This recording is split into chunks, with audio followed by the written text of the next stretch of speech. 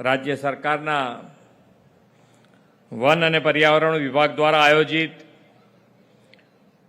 75મા one મહોત્સવ તથા હરિસિદ્ધ વનના લોકાર્પણ પ્રસંગે આપણી સૌની સાથે મંચ ઉપર ઉપસ્થિત મારા સાથી મંત્રી શ્રી મુળુભાઈ બેરા, શ્રી કુંવરજીભાઈ બાવળિયા, મારા સાથી ધારાસભ્ય શ્રી અર્જુનભાઈ મોઢવાડિયાજી, જિલ્લા પંચાયતના પ્રમુખ શ્રીમતી રિદ્ધિબા જાડેજા, જામનગર જિલ્લા પંચાયતના પ્રમુખ શ્રીમતી મહીબેન ગલચર, દ્વારકા જિલ્લાના પ્રમુખ શ્રી મયુરભાઈ ગઢવી, પોરબંદર જિલ્લાના પ્રમુખ શ્રી રમેશભાઈ આડેદરા, અગ્ર સચિવ શ્રી સંજીવકુમાર, અગ્ર મુખ્ય વન સંરક્ષક શ્રી યુડી સિંહ, ઉપસ્થિત સૌ અધિકારીગણ, ચૂંટાયેલા જનપ્રતિનિધિ, સંગઠનના પદાધિકારી, સૌ નાગરિક ભાઈઓ બહેનો, પ્રેસ મીડિયાના મિત્રો, સૌને મારા નમસ્કાર.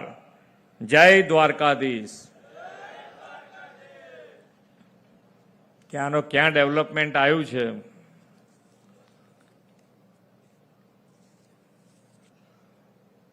અહીંયા કોઈને મગજમાં આવે છે કે આટલું સરસ સુંદર વન અહીંયા ઊભું થાય એવું લાગે? કોઈ કલ્પના કોઈએ કરી હતી મગજમાં?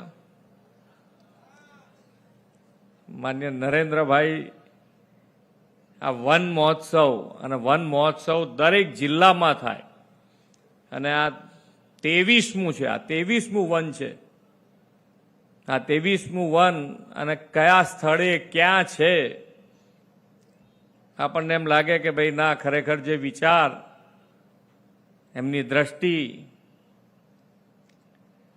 આપણને એમ દાદ માગી લે, આપણને ગૌરવ થાય કે આજે અહીંયા આજુબાજુ જે ગામો હશે એ બધાને માટે પણ એક પેડ માં કે નામ અને એના માટેનું પણ અહીંયા વન ઊભું થઈ રહ્યું છે. અને કદાચ આ પ્રોગ્રામ પછી બધા સાથે અહીંયા એક ઝાડ, જેટલા અહીંયા આગળ હાજર હશે નજીકના ગામના, એ બધા અહીંયા એક ઝાડ લગાડવાના છે.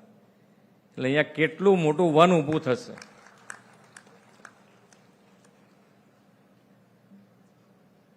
અને હંમેશા માન્ય નરેન્દ્રભાઈએ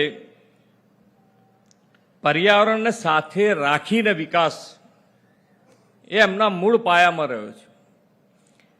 અને વિકાસ પર્યાવરણના ભોગે નહીં, પણ પર્યાવરણનું જતન સંવર્ધન સાથેનું સસ્ટેનેબલ હોય એવી હંમેશા એમણે નેમ રાખી છે. આજે આખું વિશ્વ ગ્લોબલ વોર્મિંગનો પડકાર, ક્યાંક અતિશય તો ક્યાંક ખૂબ ઓછો વરસાદ, પાણીનું સંકટ, ભૂગર્ભ જળ નીચા જવા જેવી અનેક સમસ્યાઓ સામે આપણે ઝઝૂમી રહ્યા છે. આદરણીય શ્રી નરેન્દ્રભાઈ એવા વિઝનરી લીડર છે કે સમસ્યા આવે તે પહેલા સમસ્યાના ઉપાયો એમણે શોધ્યા છે. તેમણે ધરતી માતાનું ગ્રીન કવર વધારવાના હેતુ સાથે આજે વિશ્વ પર્યાવરણ દિવસે એમણે એક પેડ માં કે નામ અભિયાન શરૂ કરાવ્યો અને આખા ભારતની અંદર 140 કરોડ ઝાડ વાવવાના છે. 140 કરોડ એટલે દરેક જણ એક ઝાડ, દરેકના ભાગે એક ઝાડ આવે અને એ ઝાડ દરેક જણ ઉગાડે એવી નેમ સાથે આ અભિયાનનું એમણે શરૂ કરાયું છે. દરેક વ્યક્તિ પોતાના માતાના નામે એક વૃક્ષ વાવીને આપણા સૌની માતા એવી ધરતી માતાને હરિયાળી બનાવે એવું આહવાન એમણે કર્યું છે.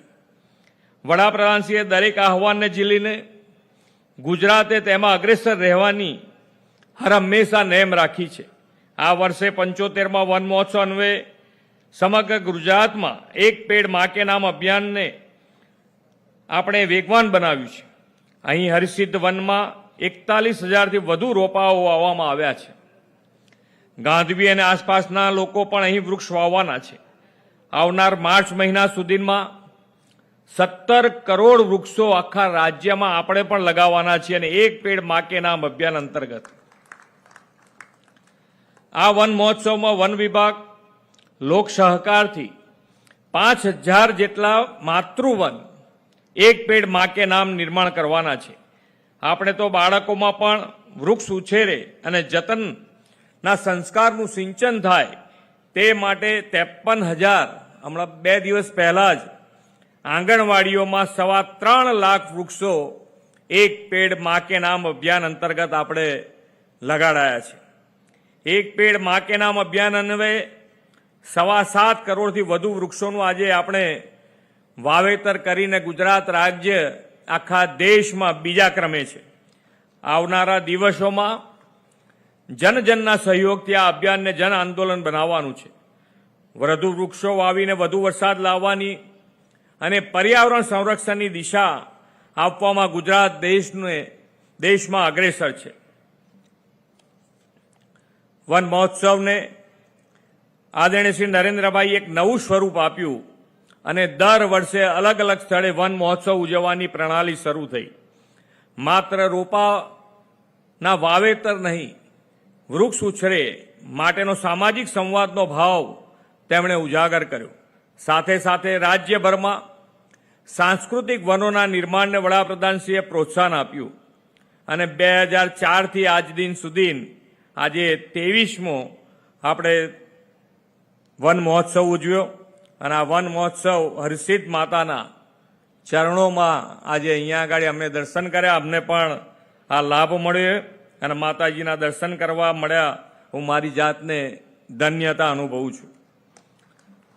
દ્વારકાના આંગણે આ બીજું વન મહોત્સવ છે. એક દ્વારકાના નાગેશ્વર જ્યોતિર્લિંગ મહાદેવ પાસે નાગેશ્વર વનની ભેટ આપણે આપી હતી અને આજે આ બીજું વન છે. વડાપ્રધાનશ્રીના દિશા દર્શનમાં સાંસ્કૃતિક વનોની સાથે ધાર્મિક આસ્થાના 30 સ્થળો પણ આપણે જોડ્યા. એટલે તીર્થ દર્શન ભક્તિ સાથે પ્રાકૃતિક પ્રેમ પણ આપણે મહત્વ આપ્યું છે. સોમનાથ મહાદેવમાં હરિહર વન અને દ્વારકામાં નાગેશ્વર વન સાથે હવે હરસિદ્ધ વન તથા નજીકમાં સુદામા નગરી, મહાત્મા ગાંધીની જન્મભૂમિ અને પોરબંદર એમ એક સાથે ધાર્મિક અને પ્રવાસન સર્કિટ અહીં આવનાર લોકોને મળશે. વડાપ્રધાનશ્રીના આગવા વિઝનના પરિણામે આજે ગુજરાત પર્યાવરણ સાથે સમન્વય સાધીને વિકાસ કરવામાં દિશાદર્શક બન્યું છે. આવનારી પેઢીનું ભાવિ સ્વચ્છ, સમૃદ્ધ અને સુખી રાખવું હોય તો પર્યાવરણ સંતુલન, ગ્રીન ગ્રોથ સાથેનો વિકાસ એક જ માત્ર ઉપાય છે. સ્વચ્છ પર્યાવરણ અને પ્રાણવાયુની ભેટ આપવાના હેતુથી નમો વડ વન અભિયાન પણ ચાલી રહ્યું છે. સદભાવના વૃદ્ધાશ્રમ સાથે મળીને દ્વારકા સોમનાથ કોસ્ટલ હાઈવેની બંને બાજુ 40,000 રોપાનું વાવેતર કરવાનું આયોજન કર્યું છે. દેશની આઝાદીનો અમૃતકાળ ચાલી રહ્યો છે. એમાં પર્યાવરણ જતન અને સંવર્ધનની આપણી પૌરાણિક સંસ્કૃતિને ઉજાગર કરતો આપણો આ 75મો વન મહોત્સવ અમૃત વન મહોત્સવ બનશે. હવે 15મી ઓગસ્ટ આવી રહી છે અને 15મી ઓગસ્ટે આપણે રાષ્ટ્રપ્રેમ અને રાષ્ટ્રપ્રેમ માટે આપણા દિલમાં રાષ્ટ્રભાવના વધુ ને વધુ મજબૂત થાય એ હેતુસર માનનીય વડાપ્રધાનશ્રીએ હર ઘર તિરંગા, દરેક જણ પોતપોતાના ઘરે એક તિરંગો લગાવે એના માટેનું આહવાન કર્યું છે.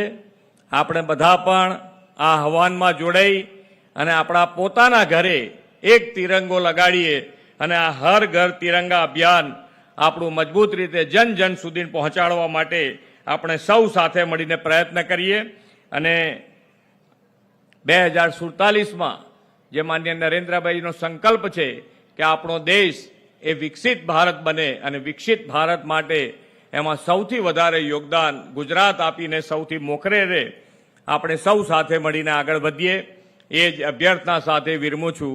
ભારત માતા કી જય. વંદે માતરમ. જય જય ગરવી ગુજરાત.